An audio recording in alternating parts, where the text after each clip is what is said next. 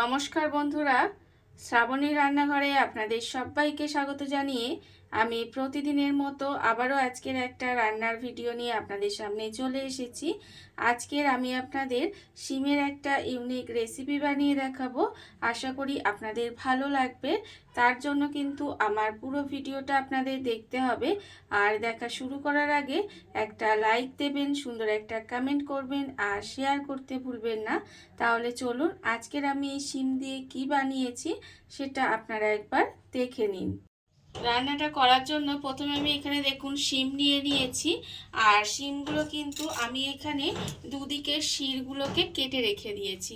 দুদিকের শিরাগুলো কিন্তু এখানে দেখুন প্রত্যেকটা শিমেরই কাটা আছে। এইবারে এই শিমটা আমি কিভাবে কাটিং করব সেটা আপনাদের দেখানোর জন্য দেখাচ্ছি। দেখুন এই যে মোটা দিকটা, যে দিকটা সেদিকটা কিন্তু এইভাবে ছুরি দিয়ে একটু কেটে নেব। ছুরি দিয়ে কিন্তু এটাকে একটু কেটে পকেট সিস্টেম করে নেব। দেখুন এই যে এই ভেতরটা এরকম যেন একটু পকেট হয়। এবারে এই ভিতরের যে দানাগুলো আছে সেগুলো বের করে নেব, দিয়ে এই খোলটা রেখে দেব। ঠিক এইভাবেই কিন্তু প্রত্যেকটা শিমের এইভাবে আমি কিন্তু একটু পকেট বানিয়ে নেব। প্রত্যেকটা শিম আমি এখানে দেখুন এইভাবে পকেট করে নিয়েছি আর ভেতর থেকে কিন্তু দানাটা বের করে নিয়েছি। আর অন্যদিকে দেখুন আমি এখানে একটা কড়া বসিয়ে দিয়েছি। এইবারে আমি কড়ার মধ্যে দিয়ে দেব বেশ কিছুটা জল। এখানে কিন্তু বেশ কিছুটা জল কড়ার মধ্যে দিয়ে দিতে হবে। দিয়ে এবার জলটাকে একটু গরম হতে দেব। জলটা কিন্তু একটু গরম করে নেব। আর তারপরে আমি এর মধ্যে এই শিমগুলোকে দিয়ে দেব। শিমগুলো দিয়ে কিন্তু এখানে 2 মিনিট মতো একটু রেখে দেব। যখন দেখব একটু শিমটা মানে জলটা যখন দেখব একটু ফুটে উঠছে তখন কিন্তু শিমগুলোকে এখানে নামিয়ে নিতে হবে। দেখুন শিমগুলো এইভাবে দিয়ে দিয়েছি, মানে শিমটাকে একটু ভাপিয়ে নেবই আর কি। একেবারে কিন্তু সেদ্ধ করা যাবে না, শুধুমাত্র একটু ভাপিয়ে নিতে হবে শিমগুলোকে। আর আমি প্রতিদিনের মতো আপনাদের একটা কথাই বলবো, প্লিজ আমার ভিডিওটা আপনারা টেনে টেনে দেখবেন না, পুরো ভিডিওটা দেখুন। আশা করি আপনাদের ভালো লাগবে। দেখুন প্রথমে কিন্তু শিমটাকে এইভাবে একটু ভাপিয়ে নিতে হবে। শিমটা আমার এখানে ভাপানো হয়ে গেছে। শিমটা আমি ভাপিয়ে নিয়েছি আর আপনারা দেখে বুঝতেই পাচ্ছেন যে শিমটা কিন্তু একেবারে গলে যায়নি, অথচ একটু ভাপানো আছে। এইবারে শিমটাকে আমি আলাদা করে তুলে রেখে দেব। শিমগুলো কিন্তু আলাদা করে তুলে রেখে দিতে হবে। আর শিমের এই ইউনিক রেসিপিটা আপনারা একবার হলেও বাড়িতে বানিয়ে দেখবেন। শিম দিয়ে তো আপনারা অনেক রকম রেসিপি খেয়েছেন, বা আমি আপনাদের শিম দিয়ে অনেক রকম রেসিপি বানিয়ে দেখিয়েছি, কিন্তু এইভাবে একবার শিমের রেসিপিটা বানিয়ে দেখবেন। আশা করি আপনাদের সবারই ভালো লাগবে। দেখুন শিমটা কিন্তু আমি এখানে আলাদা করে তুলে একটু ঠান্ডা করে নেব। এটা কিন্তু একটু ঠান্ডা করে নিতে হবে। আর এটা যতক্ষণ ঠান্ডা হচ্ছে ততক্ষণ দেখুন কড়াটা কিন্তু আমি এখানে আবারও জলটা ফেলে দিয়ে ধুয়ে পরিষ্কার করে নিয়েছি। এবারে কড়ার মধ্যে দিয়ে দেব দেখুন মুসুর ডাল। এখানে কিন্তু আমি বেশ কিছুটা মুসুর ডালকে আমি সুতির কাপড়ে মুছে রেখে দিয়েছিলাম, সেই ডালটা আমি এখানে দিয়ে দিয়েছি। এবার ডালটাকে কিন্তু আমি খুব ভালোভাবে একটু মুচমুচে করে ভেজে নেব। ডাল কিন্তু অবশ্যই ভালো করে মুছে নেবেন, তার কারণ ডালের মধ্যে দেখবেন একটা সাদা সাদা পাউডার থাকে, সেই জন্য কিন্তু ডালটা মুছে নিতে হবে। যেহেতু আমরা ডালটা ভালো করে ধুচ্ছি না, সেই জন্য ডালটাকে ভালো করে পরিষ্কার করে মুছে নেবেন। আর যেহেতু ডালটা বাইরে থেকে কিনেও আনা হয়, আর এই দেখুন এইভাবে কিন্তু ডালটা প্রথমে একদম সুন্দর করে মুচমুচে করে ভেজে নিতে হবে।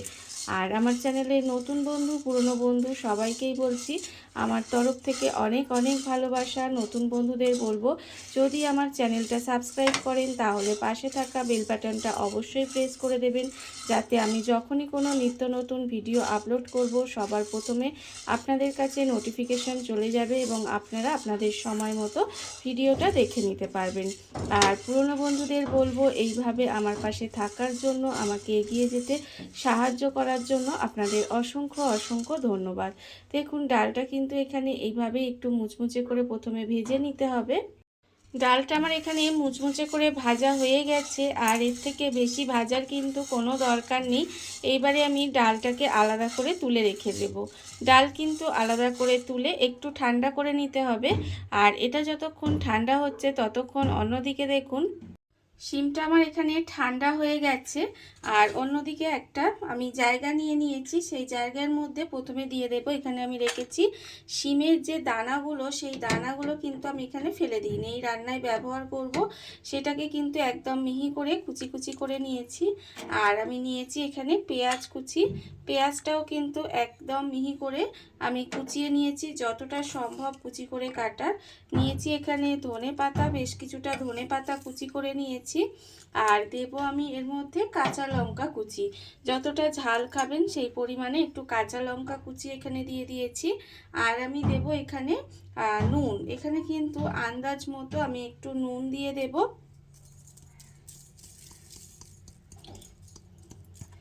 নুন দিয়ে দিলাম।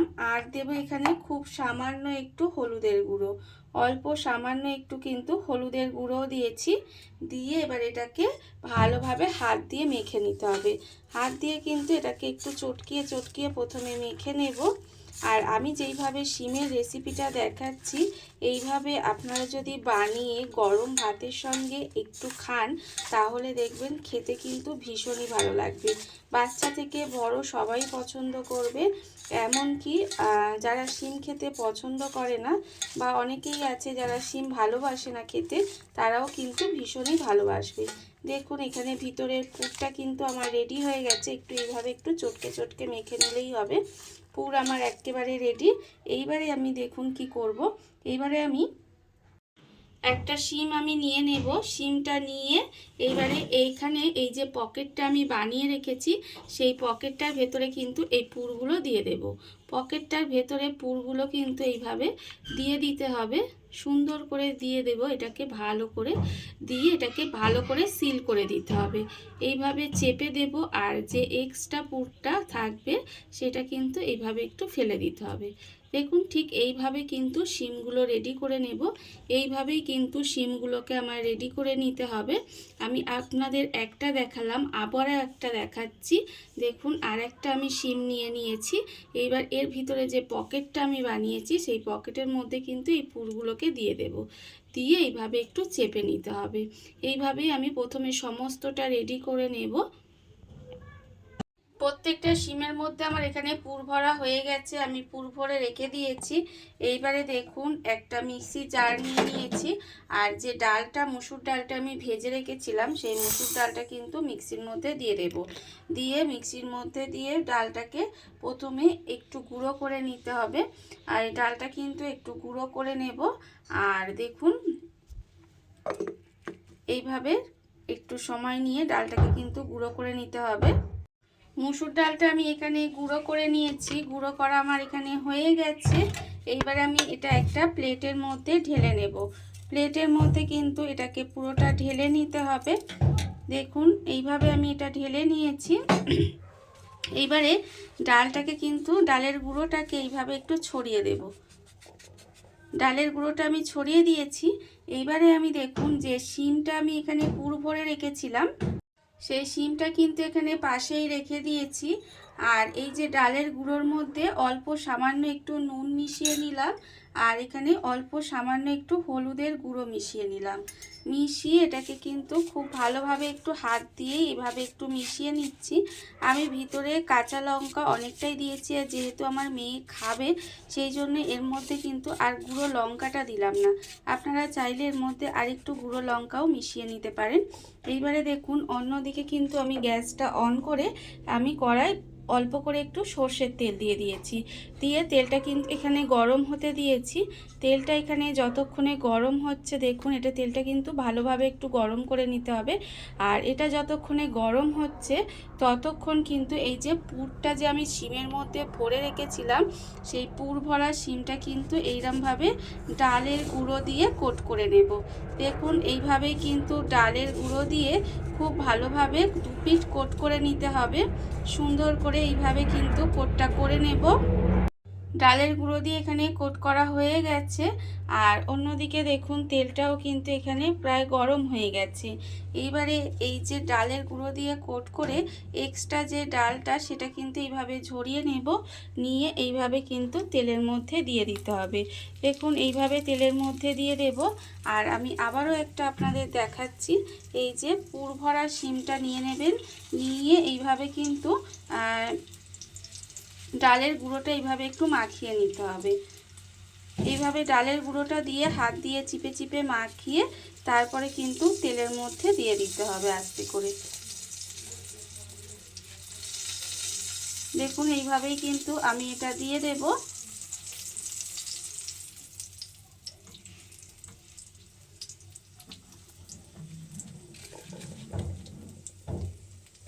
এইভাবে আস্তে করে এইভাবে দিয়ে দিতে হবে। আর এইভাবেই কিন্তু আমি শিমগুলোকে ভেজে নেব।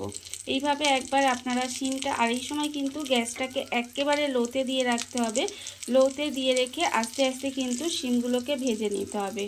এইভাবেই আমি আপনাদের শিমগুলো ভেজে দেখাবো। আর আপনারা এইভাবেই শিমটা ভেজে গরম ভাতের সঙ্গে খেয়ে দেখবেন, খেতে কিন্তু ভীষণই সুন্দর লাগে। এইভাবেই কিন্তু একটু সময় নিয়ে ঢাকা দিয়ে দিয়ে আমি উল্টিয়ে পাল্টিয়ে ভেজে নেব। ঢাকা দিয়ে দিয়ে উল্টিয়ে পাল্টিয়ে আমি শিমটা এখানে ভেজে নিয়েছি। আমার কিন্তু এটা ভাজা হয়ে গেছে। এবার আমি এগুলোকে তুলে নেব। শিমগুলোকে কিন্তু আমি তুলে আলাদা করে রেখে দেব। শিমগুলো আমি আলাদা করে তুলে রেখে দিয়েছি। আর অন্য যে শিমগুলো আছে সেই শিমগুলো কিন্তু এবারে এইভাবে ডালের গুঁড়ো মাখিয়ে নেব। যে দিকটা আছে মুখের দিকটাও কিন্তু ভালো করে মাখিয়ে নিতে হবে। মাখিয়ে নিয়ে ডালের গুঁড়োটা এইভাবে হাত দিয়ে একটু চিপে চিপে দেব, দিয়ে তারপরে এক্সট্রা যে ডালের গুঁড়োটা আছে সেটা কিন্তু ফেলে দেব। ফেলে দিয়ে একইভাবে কিন্তু সমস্ত শিমগুলো আমায় ভেজে নিতে হবে। আর এইভাবে ভেজে নিয়ে তারপরে আমি আপনাদের পরিবেশন করে দেখাবো ঠিক কেমন হলো। দেখুন আমি কিন্তু আবারও এটাকে একটু করে নিয়েছি, নিয়ে তেলের মধ্যে দিয়ে দিচ্ছি। আর গ্যাসটাকে কিন্তু সবসময় বলছি সিমে করে রাখবেন, একদম আস্তে করে দিয়ে এইভাবে কিন্তু আমি সবকটা শিম একইভাবে ভেজে নেব। দেখুন বন্ধুরা, বাড়িতে থাকা কত অল্প উপকরণে কত অল্প সময় কত সুন্দর একটা ইউনিক সিমের রেসিপি তৈরি হয়ে গেছে, আপনারা দেখতেই পেলেন। আর এটা কিন্তু খেতে অসম্ভব সুন্দর হয়। এইভাবে আপনারাও একদিন হলেও বাড়িতে বানিয়ে দেখতে পারেন। আর এই ভিডিওটা যদি আপনাদের ভালো লেগে থাকে, আপনারা যদি ইউটিউব থেকে দেখে থাকেন, চ্যানেলটি সাবস্ক্রাইব করে নেওয়ার অনুরোধ রইল। তাহলে চলুন ভিডিওটা আমি এখানেই শেষ করছি। আপনারা সবাই ভালো থাকবেন, সুস্থ থাকবেন। আবারও হাজির হব নতুন কোনো রান্না নিয়ে।